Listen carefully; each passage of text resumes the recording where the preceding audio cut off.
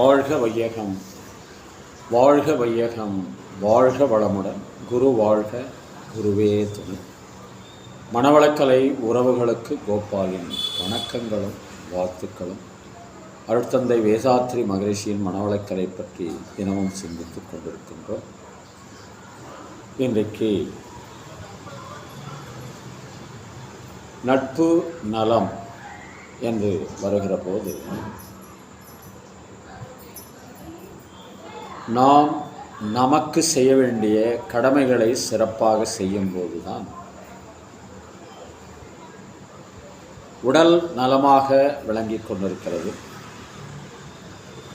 முறையான காயக்கல்பம் பயின்றிருப்பதால், அதை செய்திருப்பதால் உயிர் வளம் பெருகியிருக்கிறது.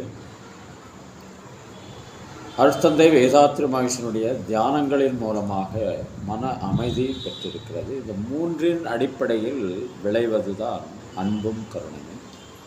பிற உயிர்களையும் தம் உயிர் போல் பாவிக்கின்ற அந்த பக்குவம். அப்படி ஆறறிவு படைத்த மனிதனுக்கு அவ்வளவு எளிதில் வருவதில்லை. இதற்கு ஒரு உதாரணம் பெரியவாள் சந்திரசேகர சுவாமிகள் சொன்ன ஒரு கருத்து. ஒரு செடியிலிருந்து இலையையோ பூவையோ காயையோ பறித்தால் அதிலிருந்து பால் வடியும். காரணம், அந்த இலை பூ காயை அதனால் பிரிய முடியாமல் பால் என்ற கண்ணீரை வடிக்கிறது. அதே காய் கனிந்து கீழே விடும்போது எந்த பாலும் வடிவதில்லை. காரணம், இது மக்களுக்காக, மற்றவர்களுக்காக பயன்பட வேண்டும் என்று ஓரறிவு தாவரம் நினைக்கிறது. ஆனால் மனிதன் சுயநலத்திலேயே வாழ்ந்து கொண்டிருப்பதனால் பொதுநலம் வருவதற்கு சில பயிற்சிகளை அவனுக்கு கொடுக்க வேண்டிய கட்டாயத்தில் இருக்கிறது சமுதாயம். அதற்கு ஏற்ற பயிற்சி முறைகள் அருட்தந்தை வேதாத்ரி மகரிஷியால் வடிவமைக்கப்பட்ட மனவளக்கலை தான் என்று தைரியமாக சொல்லலாம். அப்படி மனிதனும் பிற உயிர்களை மதித்து வழங்க வேண்டுமென்றால் அந்த ஓரறிவு தாவரத்தை நாம் உதாரணமாக எடுத்துக்கொள்ளலாம். அதை கவிஞர் வாலி அவர்கள் சிறப்பாக எழுதியிருப்பார்கள். மலையில் பிறந்த நதியால் மக்கள் தாகம் தீர்ந்தது,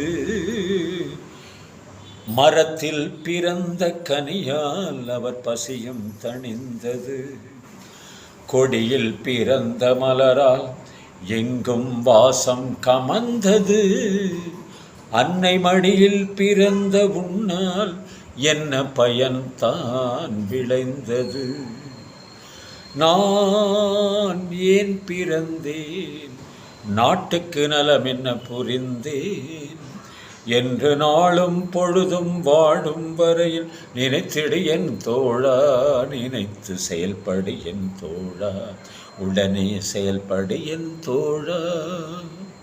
வாழ்க வளமுடன். இன்று பிறந்தநாள் திருமண நாள் காணும் அன்பர்கள், நண்பர்கள், மனவளக்கலை உறவுகளுக்கு அருட்தந்தையின் அருட்காப்பு, அருட்பேராற்றல் இரவும் பகலும் எல்லா நேரங்களிலும் எல்லா இடங்களிலும் எல்லா தொழில்களிலும் உறுதுணையாகவும் பாதுகாப்பாகவும் வழி நடத்துவதாகவும் உங்கள் அனைவருக்கும் அமையுமாக.